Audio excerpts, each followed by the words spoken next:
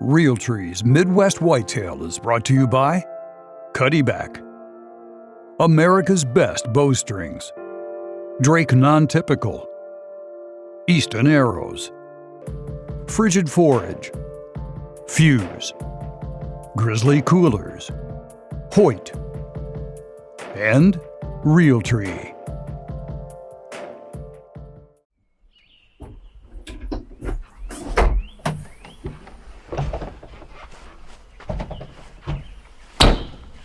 Today is June 20th, and in the video blog today I'm going to be talking about how to maintain clover plots.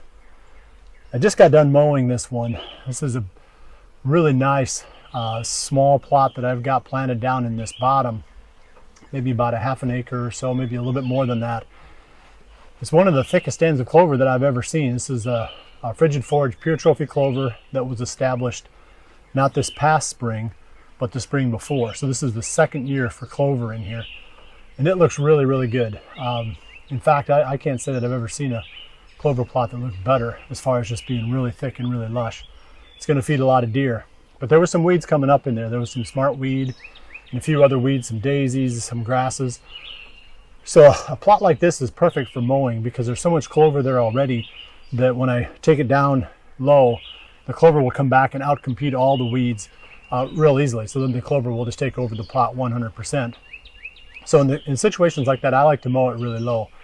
There's a debate about how high to mow clover. At this time of the year, this being in June still, I'm not so worried about making this plot as palatable or as attractive as possible. I'm mostly concerned with cleaning it up.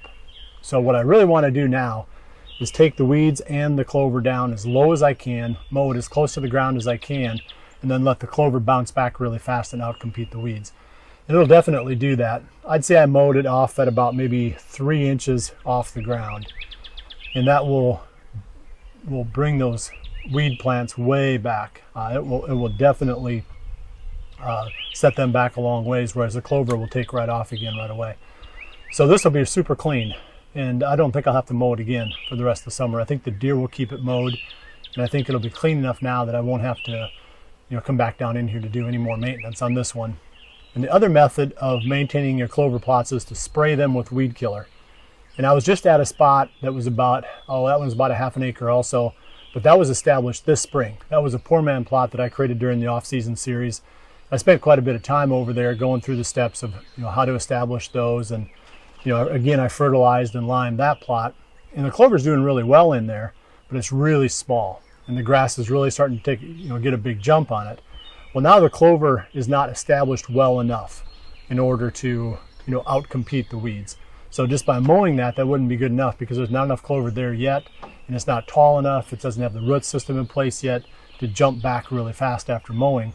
So this one, rather than mowing it, I sprayed it with a grass killer that has an active ingredient of clethodim, and you can find those in a lot of different herbicides. I think the one that I used was called Intensity, and that does a really nice job because now I don't have to worry about the clover being set back. All I'm doing is setting the grass back and letting the clover continue to grow, and that should be, I think, by this fall, a pretty nice plot.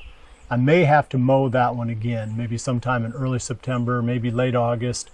Keep an eye on that. I would like to see the clover get up a little bit bigger, like I said, so that when I mow it, then the clover is in a position where it can outcompete the weeds. Otherwise, you don't really do anything by mowing it when the clover is so young and so small. Well, I appreciate you joining me. The next one I think that I'm going to be bringing you of these video blogs is going to be putting an electric fence around one of my small corn plots. That's something that's super important too if you're really trying to get corn to grow in an area where you've got a decent number of deer. There aren't a lot of options unless you have a really big plot or if you do something like fencing on your smaller plot. So keep checking back and I'll dive into that topic next.